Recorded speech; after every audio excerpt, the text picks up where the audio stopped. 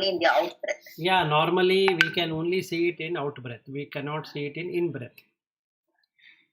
So let us say you are able to see the stop in both in breath and out breath. Then what happens here is that you lose that activity.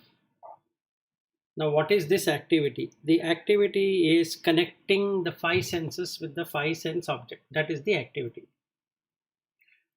So, if somebody were to ask me a question, what you will be become next life, as an example, if we take, then what will get established? You will get an eye, you will get an ear, you will get a nose, you will get a tongue, you will get a skin. What else will you get? Whether taken as an animal or a human or a deva or a brahma or whatever, you get only these five indriyas. In a deva world it is more refined, and in the human world you have both gross and subtle, and in the animal world you will have it to be more gross. Let's take cow as an example. Cow, for its nature, shouldn't require such a heavy body and a heavy build and heavy teeth and all that. Its nature is sattvic actually. It doesn't do anything, it doesn't harm anyone, it just gives milk. What does a cow do basically other than sattvic? Just think. All other animals, let us say, have some weird thing in their mind, but what about a cow? But in that case also, why it requires such sharp horns and such thick skin, and why it should be an animal in the first place? It should have been a deva with its nature. So something is amiss there, right? If you really see the cow which we worship, but it has taken an animal birth, meaning it has that heaviness. So even though it represents a sattvic guna, but why it is having tamas? Those two things don't add up properly. So one needs to observe all of this. See, our teeth are so small, and we'll say that no, cow eats grass, so for cutting the grass you require such thick and sharp kind of teeth. Okay, agreeable. What about the body? Why it requires such a huge body? What's the purpose? And let's take a male one, bull. Why it requires such a heavy thing? It's more heavier than the cow.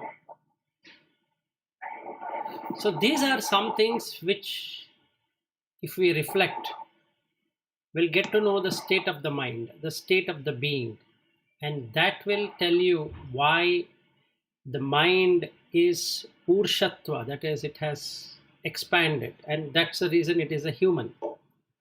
And why those beings don't have the urshatva, and that is the reason their mind is contracted, and as the mind contracts, becomes an animal. So the distribution of the five elements exactly work the same way. It fits to where it should fit.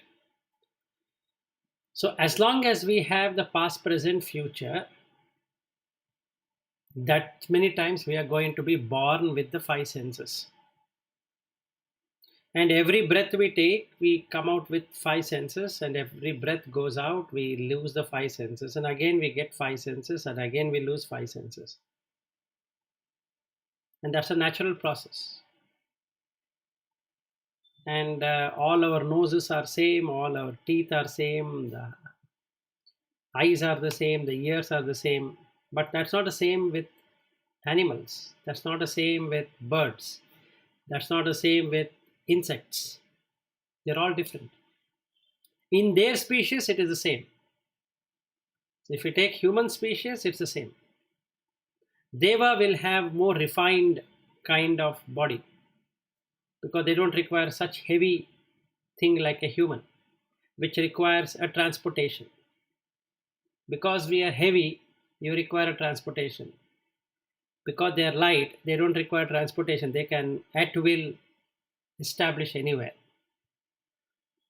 They can appear and they can disappear. Just like I appear in one room, and when I walk, I appear in another room, leaving myself void in that room. Where I'm using the word walking, that is the Nama and Rupa.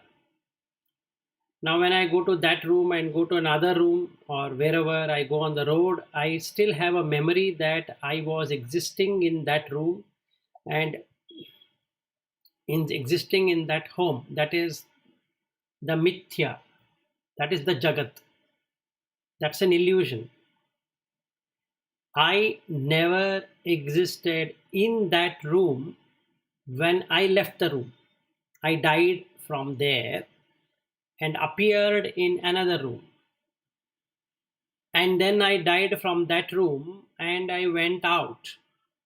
So when I went out on the road, I am appearing in that road for some time, but there is movement. So as soon as I turn after the cross, then I no longer in that road also. I am dead.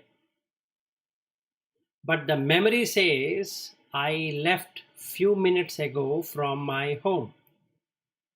And that's how we all have memory and we can connect back, saying that I was existing and I am existing now and all that. And I will be existing in the future. That is called as loka, which is false and fabricated.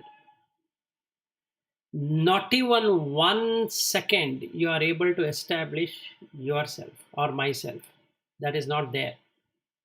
But the mind fabricates it, showing that you existed. And that is what the raga, dvesha, moha is all about. Moha is I exist. Raga is attracting to something which it thinks is fixed or stable. Dvesha is to see that that fixed and stable is not stable any longer. So there is dvesha. So we have relationship dvesha because that we, when we marry or when we associate or when we make friendship or when we make acquaintance or whatever it is, we expect a stability from the person. But when the stability cannot be promised, then that person feels irritated, because then the dvesha happens, because it's affecting him or her. This basically is the problem. So what I need to experience as a reality is to walk front and back, sit, stand, do whatever, and see that there's an appearance and disappearance in everything. I am appearing in toilet and I am coming out of toilet. So there is nobody sitting in the toilet. When I appear in the bedroom, there is nobody else in the room except that my body is sitting there. Then when the mind feels like getting up, it gets up. The body also moves along with that and it comes to the living area. So that is Nama and Rupa. Living area is a Nama and Rupa. And then when I come to the living area, I sit on a couch or a sofa or a chair or whatever it is. Now that's again made out of 5 elements. So that's the act of sitting. It's just an act of sitting. There is no real sitting. There is no real standing. There is no real walking. Who is walking? The chittas get up, make the 5 elements get up, and there is movement. Not that I am moving. So once you experience this yourself, you see the profound thing in that you don't exist. Then the raga dvesha will not be there. So you're released. Unless I see this, I will feel I'm walking, I'm eating, I'm sleeping, I'm touching, I'm tasting, I'm sensing. All of that is a very stupid way of looking without understanding what it should be. So this is what Krishna is also saying, that a person who is equanimous will attain liberation. Why equanimous? Because he never existed. The moment I know I didn't exist and I'm not existing now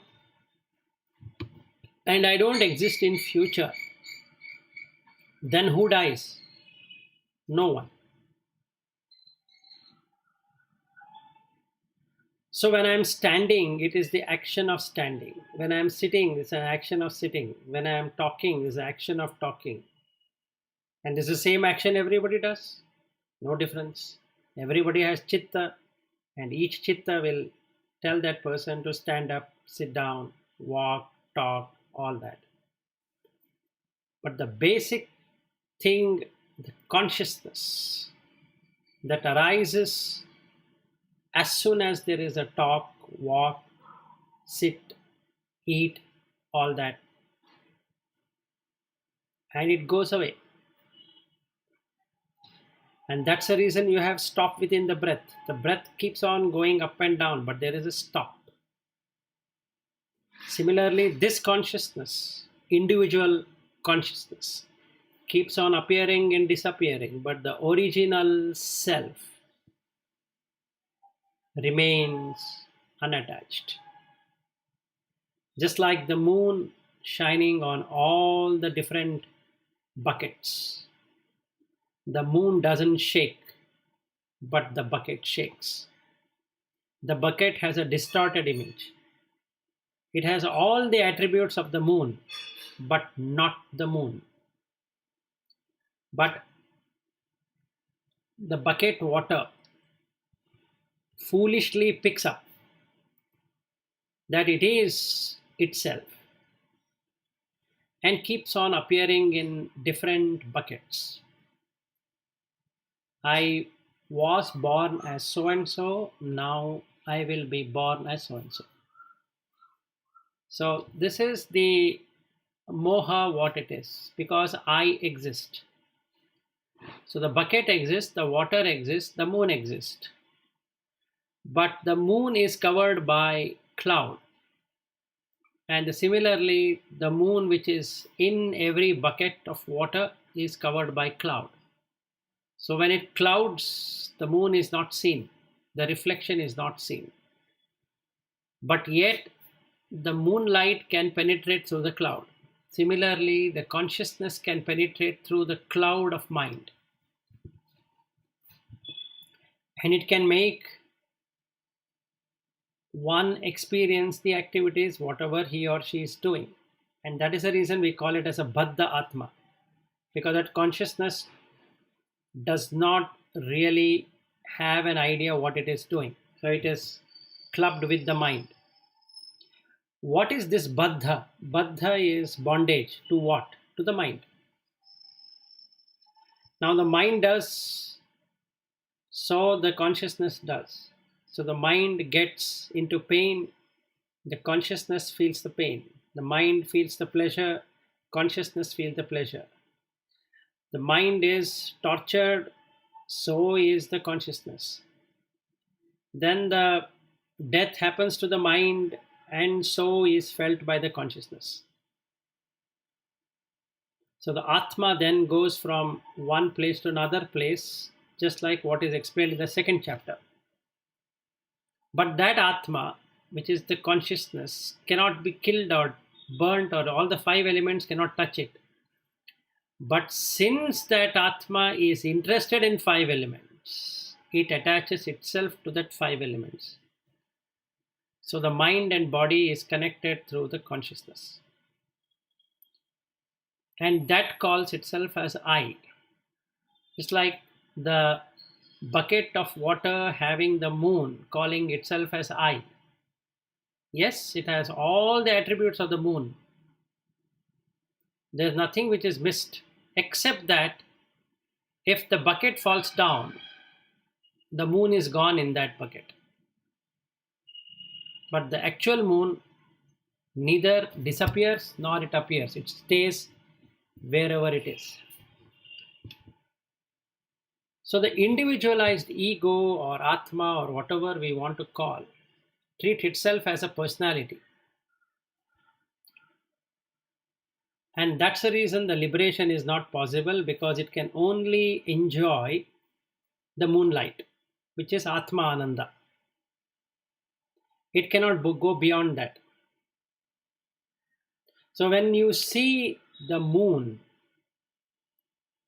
without cloud of the emotions, which is nothing but Raga, Dvesha, Moha, cleared for some time, the moon assumes that itself is that moon which is appearing in the sky, which is not. Now the last step should happen. The moon in the bucket should surrender to the moon outside. And that is what we call as bhakti and shraddha and all that. The jnana is also same thing, that you are not that moon, the moon is something different. So when the panchakoshas we see, the Anandamaya kosha is the moon shining in the bucket. So still there is an attachment to the Annamaya kosha, there is an attachment to Pranamaya kosha, Manomaya kosha, Vijnanamaya kosha. One second.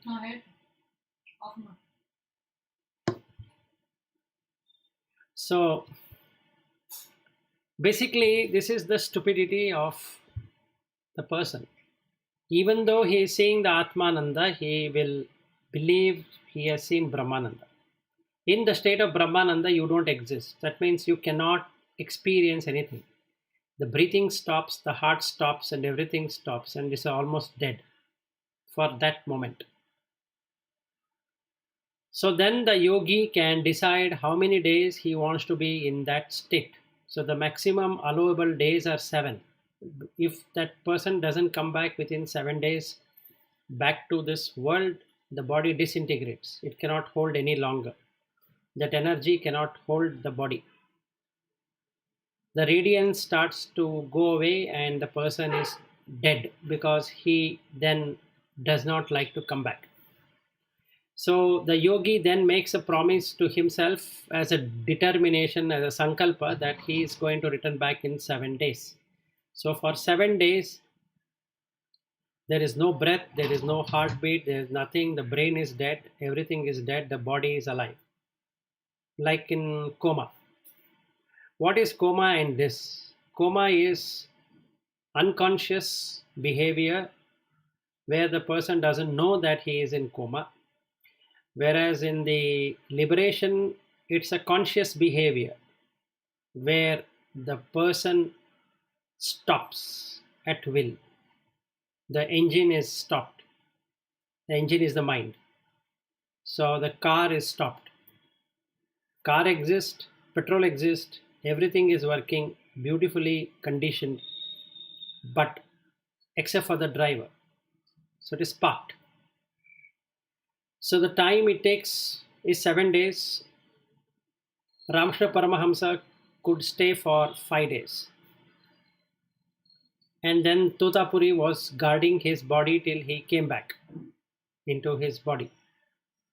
That is Brahmananda. Atmananda is enjoying the Kali, what he was doing. The reflected consciousness.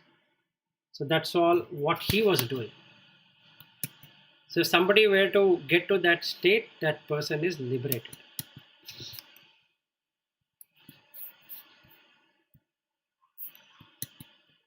Okay, so let's start with what is about the yoga brashta, the person who has not achieved. So Arjuna asks, tell me,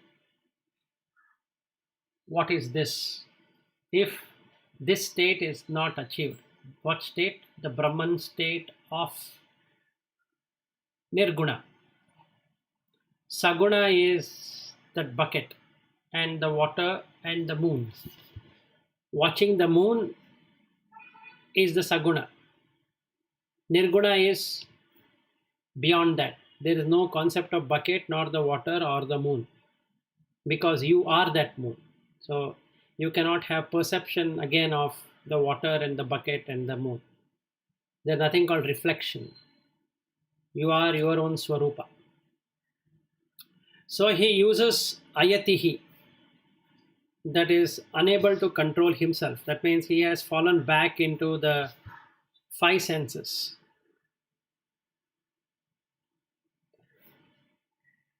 Shraddhadhaya, that is the person who has not yet completely picked up the sadhana chatustaya and has not gained the six sampatti, shad sampatti, what is required.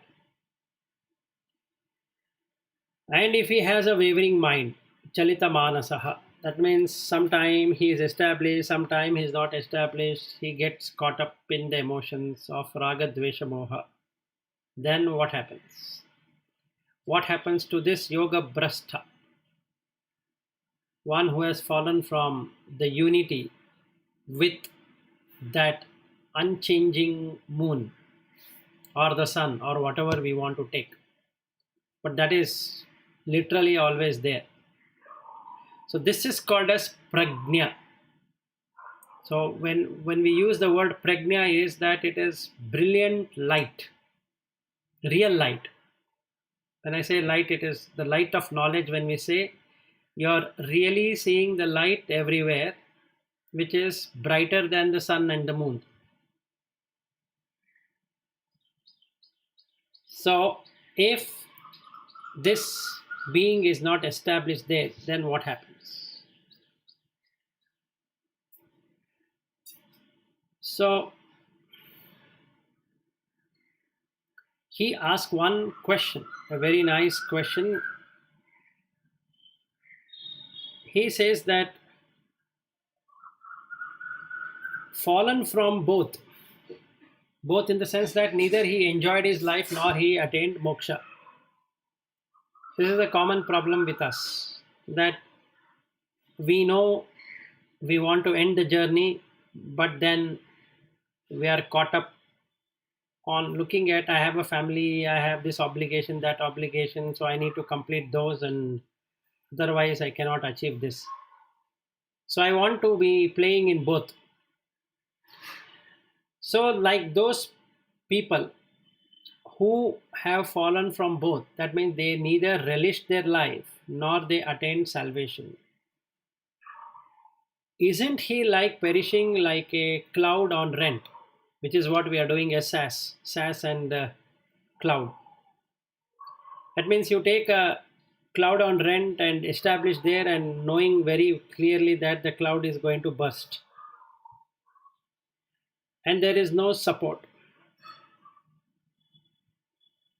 and they're deluded. Is this path of Brahman something like that? He says, isn't it a really a bad way of finding Brahman? Because it's not easy the way you are saying. But then doing this will not assure me anything. So am I not falling as though cut up from the cloud? So there is a big cloud, and now suddenly because of the air, the cloud gets cut into two parts, and one part is me and another part is that, and now I have cut, so it is going to fall away. So what do you think I should be doing is the question Arjuna is asking. And then this doubt, what I've got, Krishna, please try to dispel it completely. Because in this battlefield, I don't think so there is any other person other than you who is capable of dispelling this doubt. That means If somebody has not attained higher, when he falls down, where does he fall? See, Arjuna wants a reassurance. Just like all of us wants reassurance, if I have done this far, will I still become an animal? Or will I still become a human? And if I become a human, what will be my next life? Would it be painful or it will be pleasurable? If yes, pleasurable, what kind of pleasure am I expected to have? And if it is painful, what kind of pains I would be uh, experiencing? What will be the state of my health? Will my health be good or bad? And if it is bad, what should I make it as good? And if it is good, how can I enhance it? Okay, health is fine. What about money? I require money for doing a lot of things. So will I be getting good amount of money or will I not be getting good amount of money? Okay, what about the name and fame? Would the next life name and fame will be good or would it not be good? If it is not good, how to make it good? If it is good, then how to make it excellent? What all properties will I be buying in my next life? Would these properties will be across cities, towns, or it is going to be in a very less place? So this is what is the doubt. So I want reassurance that by doing this, if I fall, I'm only get the pleasure, not the pain. Can you promise me that? And then I will take that route. If you can't promise me that, then definitely I cannot take that route because it seems unachievable. So this path of meditation is not for me. And that's the reason most of the our ritualistic or even the scriptures does not much mention about meditation. They talk about japa, they don't talk about meditation because it's the most difficult path to take. Because we have the same questions as what Arjuna has. So let's see what Krishna has to say.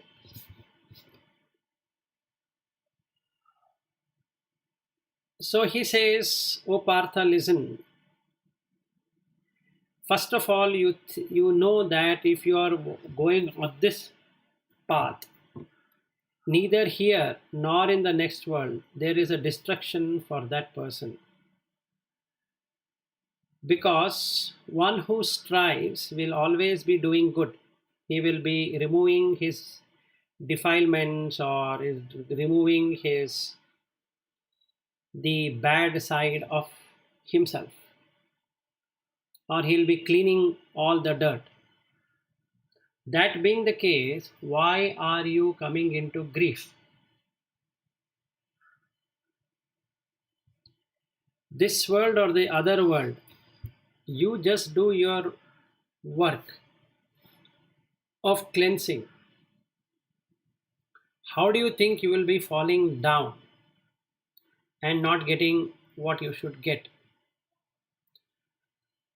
So, one who is pure of auspicious conduct and one who has stood against the low tendencies of the mind, when time comes for him to move into next life, will not fall down to the place where he was, so he will be higher. This is the answer given by Krishna. So there are two kinds of yoga brastas. One yoga brasta is who has a deep seated vasana. So I think it's good to understand vasana, karma, samskara, all the three, to see where we are. What is vasana? Literally speaking, it means smell. And in Kannada, it is called vasane, that is smelling. So we smell what we taste,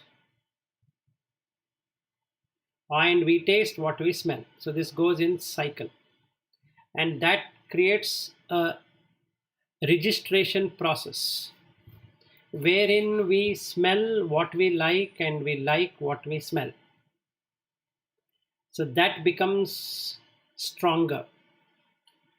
And this impression is imprinted on the mind, on the chitta. Every chitta will hold this vasana. So, what is this vasana happening? Let us say I have a habit of enjoying a particular flower in this life. I have created enough samskaras. Now we are coming to the second one called samskara. So that is the reason for this vasana. But let's first understand the vasana. So I wanted to enjoy this flower. So I have created enough kind of events to satisfy the mind with that samskara. Sorry, with that vasana. So what I am going to do is I am going to keep on looking at that flower. So as I start enjoying the flower, enjoying in the sense the mind starts repeating that process of cultivating the liking for that flower. In whichever place I go, I will start to see the flower. So it gets embedded in the system. So whichever place I go, I will try to hunt for that flower. Some people hunt for animals, the domesticated animal, or they pet animals like cat and dog and so many other creatures. Like that, we have individually interest for homes, then we have for wife or the girls and the boys and the children and all that.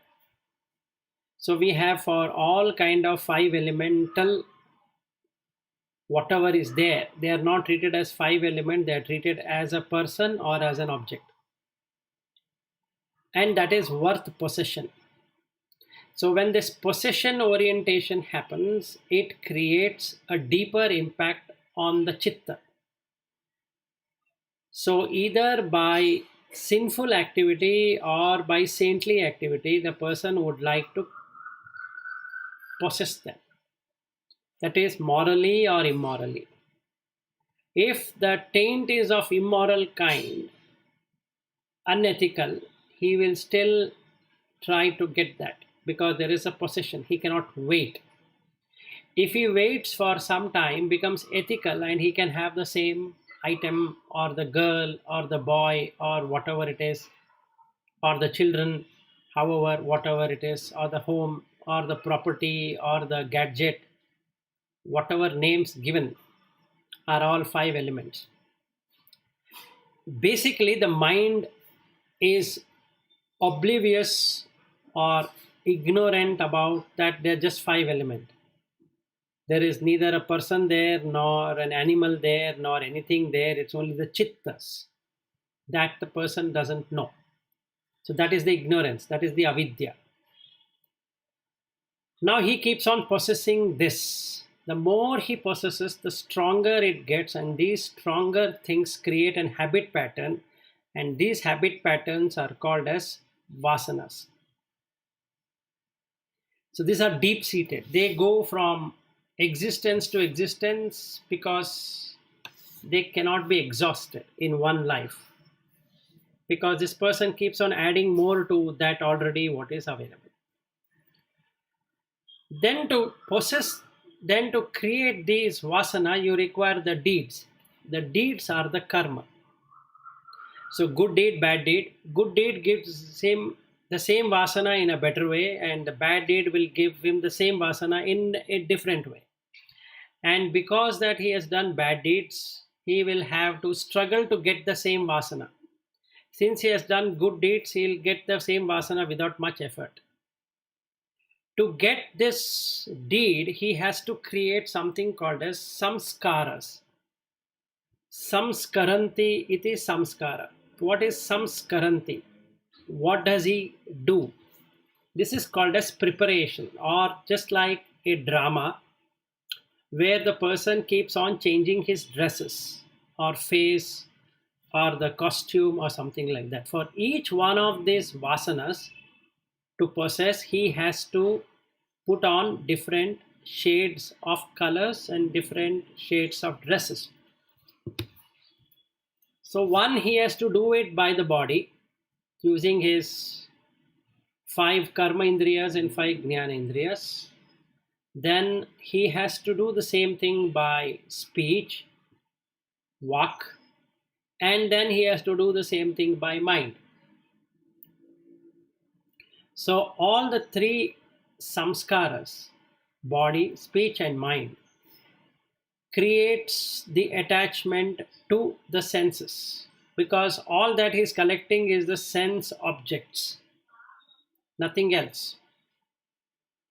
So, the more he does samskaras, the stronger gets the karma.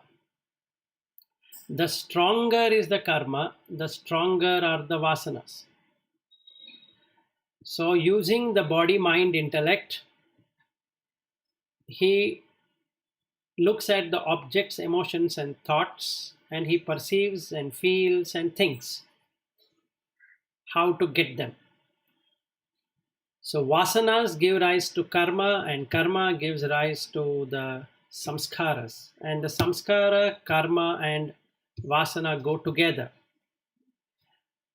Samskaras feed the karma, karma feeds the vasana, vasana feeds the karma, karma feeds samskara.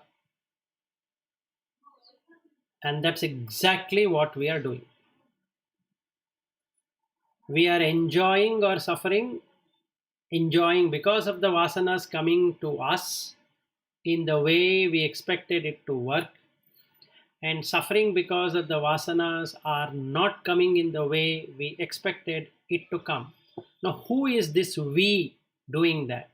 The we is the chitta. Now, for those people who have very dark vasanas, chitta shuddhi is not going to happen. They have to start with bhuta shuddhi, which is bhakti yoga. They cannot come here. They would get lost because they can't sit with themselves for 5 minutes.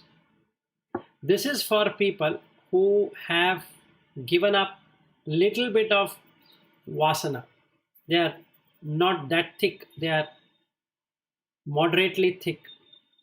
For them, their mind can come into sitting with itself. So for that is the type 1, where that person cannot put in his self effort. He requires lot of explanation by a guru and lot of firing by the guru. Then one day it happens that he goes to the type 2. This seeker is an advanced karma yogi who is on verge of sannyasa. What is sannyasa? Sannyasa, in simple word, is to stop associating with sense objects. That's all. If the sense objects don't get attached with the senses, that stops the samskaras. With the samskaras getting stopped, the karma gets stopped. And the karma getting stopped, the vasanas will not exist. So he is the person who is then going to become a sadhaka and a siddha. So he will be born in between these two domains. So he says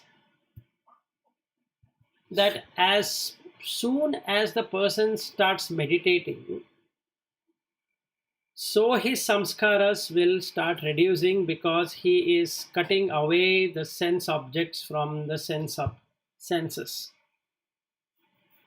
He is not associating himself as this is my sight, this is my sound, this is my taste, this is my touch, this is my smell. I like this smell, I don't like this smell. I like this taste, I don't like this taste. I like this color, I don't like this color. I like this sound, I don't like this sound. I like this touch and I don't like this touch. I like and I don't like is raga and dvesha. Because I exist. Now you cut the sense objects. Accept them as they are. There are only 5 elements, nothing else. So senses disconnected from the sense objects is the first liberation, which is Atmananda. Because the mind lets go of its attachment to these sense objects. So you have done Shama, Dhamma, Uparati and Titiksha. 4 things out of 6. Yes. Yeah. Go ahead. When senses are disconnected from our mind, is that state is called Atmananda stage, or you have to go something more to achieve Atmananda? Now senses are not connected, but you have that manas, and do you have to focus somewhere to get into that Atmananda, or by default it is there at that stage? No, you will. That moon shining on the bucket is shaking because of the sense and sense object. If you have to stop the shaking of the senses, you have to stop associating with the sense objects. Then the moon is seen. Yeah, this association has happened, but internal to the mind can start thinking on your old memory, projected memory, and all that. No, that is also part of this. That is also the sense called as connection. Yes, that is also connection, and that is connected to the mind. See, if you are stopping all the 5 senses, it uses the 6th sense, which is the mind. So it will start. Yes. So you have to stop actually even 6th that sense also. Yes. Yes. Mind. Yeah. Yes. So once you disengage from the 5 sense object using viveka, the 6th sense, the mind becomes purified. So the shaking of the bucket is not there. Yeah, correct. It is like this, but there is this ripples on that, in that bucket of water. Now, how many moons can you see there? Many moons.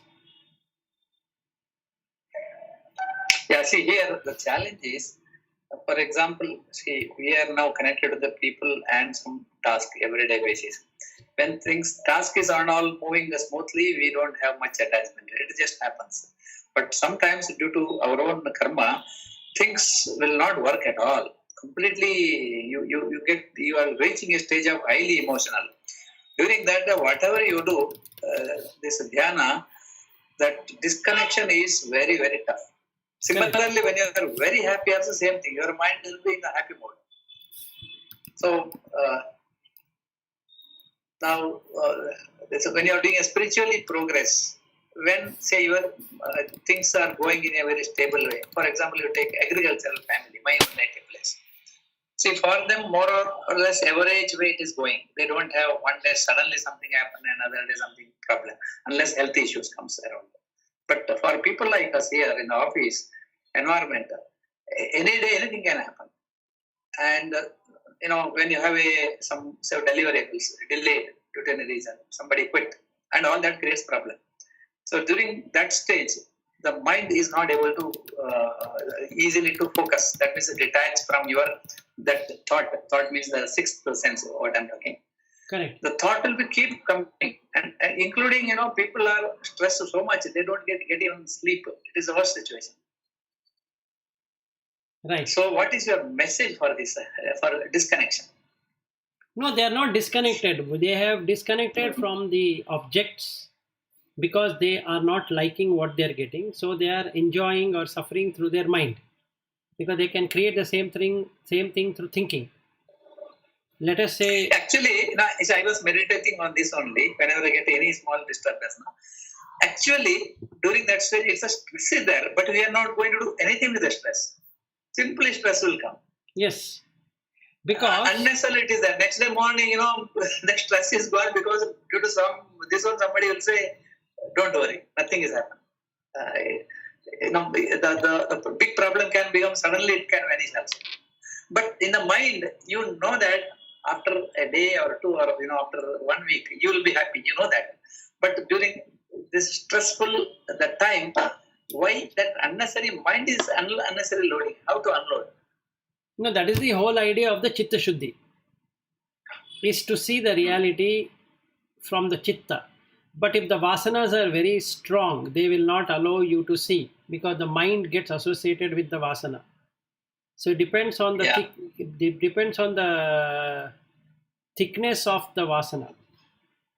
So this path is not for those who have a very thick samskaras, karma, and vasana.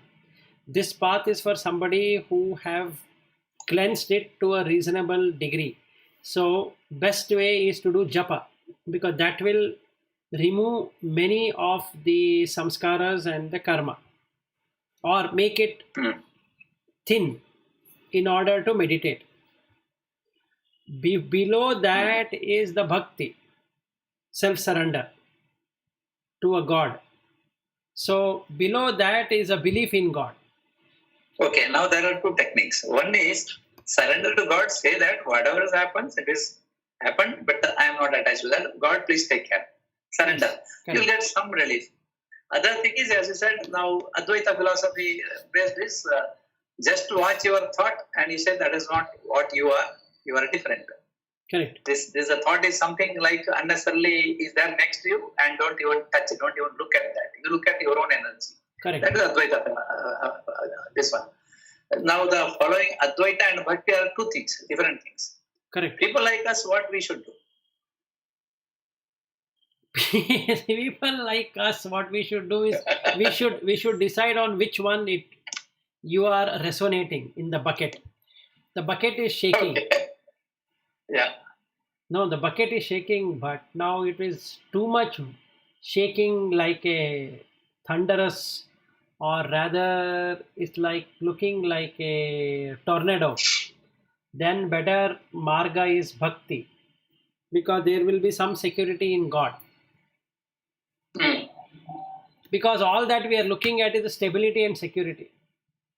Okay. What you are telling is this Advaita is next level of bhakti. Highest So level much of of bhakti. disturbance is there in your mind. No. You are in Dvaita only. Yes, highest level of bhakti is Advaita. Not just. Okay, I got something. Message. Yeah. Yeah, not the next level of bhakti. Okay. So there is a possibility, even though we are reaching somewhere through Advaita, suddenly next day we can fall due to our karma. Yes. Because And of again the you have to come through bhakti and again get back to this Advaita. Yes. That is true. Okay. See, I'll give you. Actually, this is what exactly I am doing now. Whenever I have any issues around, this is what by default happens. Then I thought, can I completely cut the bhakti? No, it is not so easily possible during disturbance time. I'll give you a very. Suddenly the mind goes, oh God, like that. Yes, I'll give you an example. But yesterday I was walking upstairs in the evening. There is a lady who has two children, and recently, or rather for last 1 year or so, she's got into this idea that she has to become lean, and she wants to look good in her own self, in her body. So she started wearing different kind of dresses and portraying something as though she is just in her 20s. That's what her feeling is. Okay, so yesterday I happened to watch her and she was skipping. The mind drew towards her. Okay. Yes. First thing is, should it go to her? If I reject it, then it is wrong. Yes, it went. Now I started watching what is she trying to do.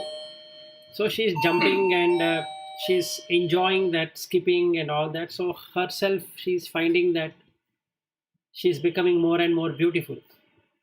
But I started watching what is really happening. Number one, there is a taint of sensuality in me, and that made me to look there. Otherwise, there was no need.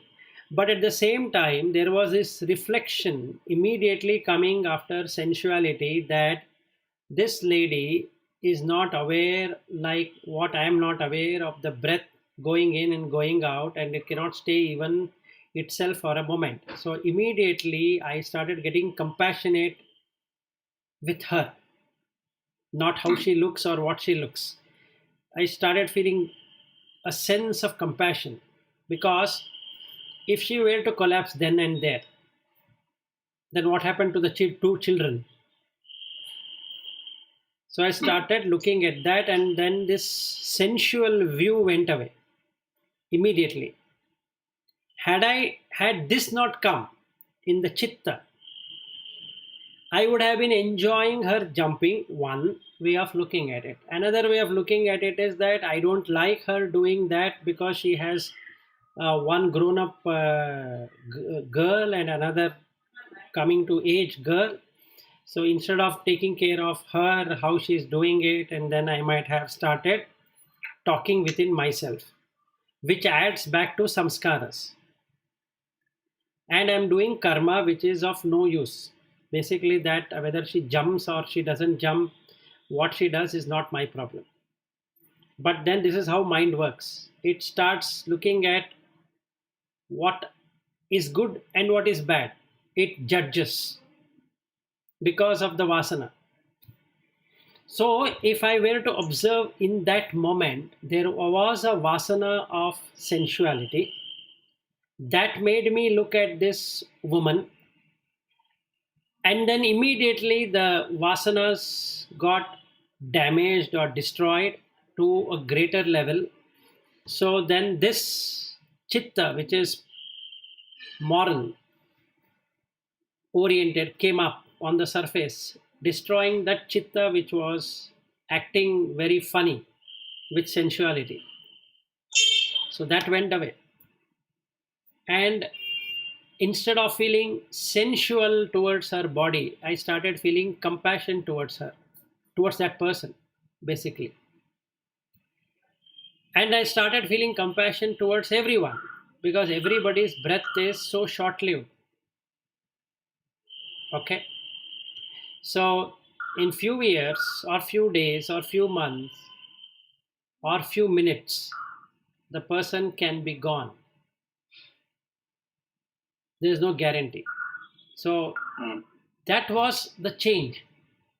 Now, in that vasana not being there, what established? Brahman. In that vasanas which existed, what got established? Myself enjoying that lady. Both are there. So what is the benefit of my meditation? If I were to see, it immediately knocked off the negative vasana which came, or the vasana which came. Negative or positive doesn't really matter. But it knocked off. As soon as it came, immediately this got into action and removed that vasana.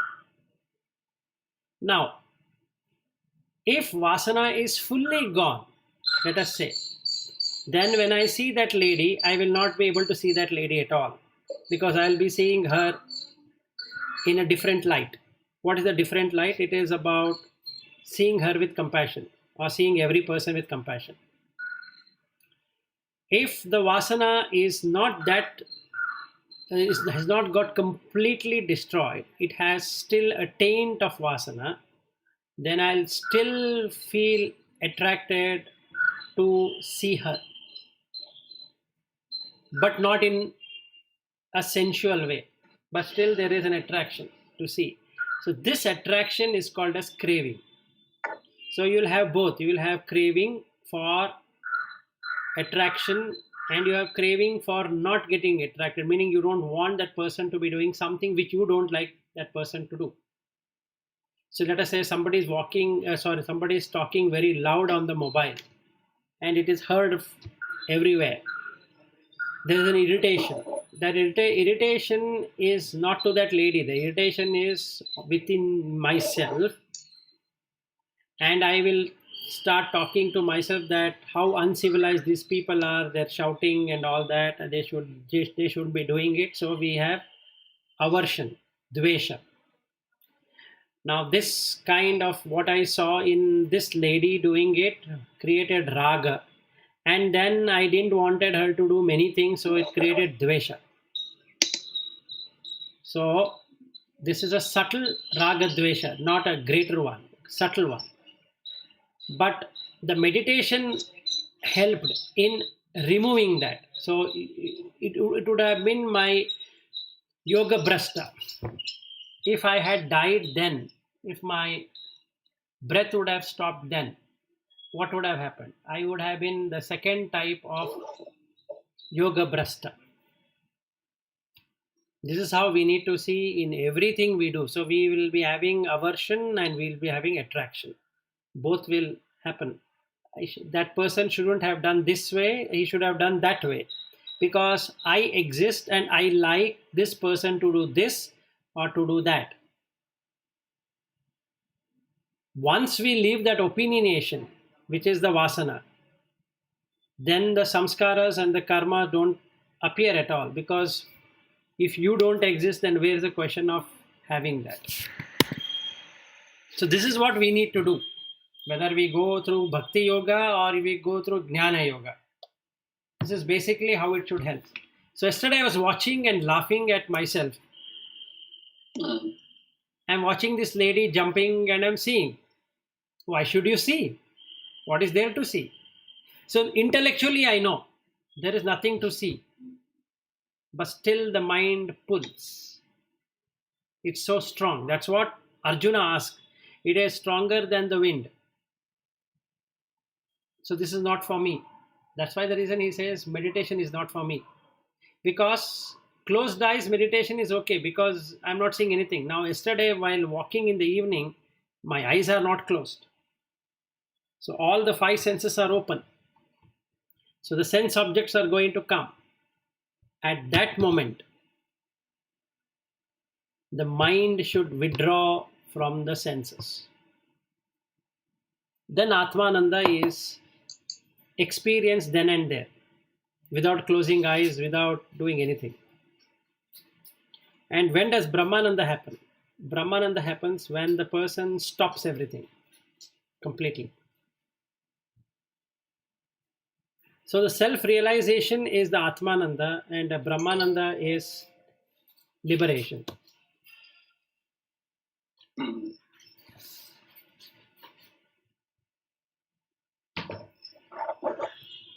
That is good.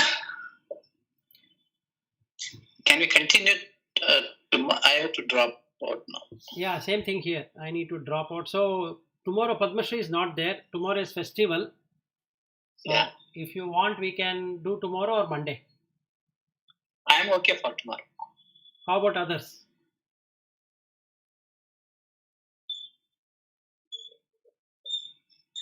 I am also okay.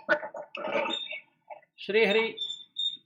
Yes, Vilas. I can join tomorrow as well. Okay, so then we'll do tomorrow, 1 hour.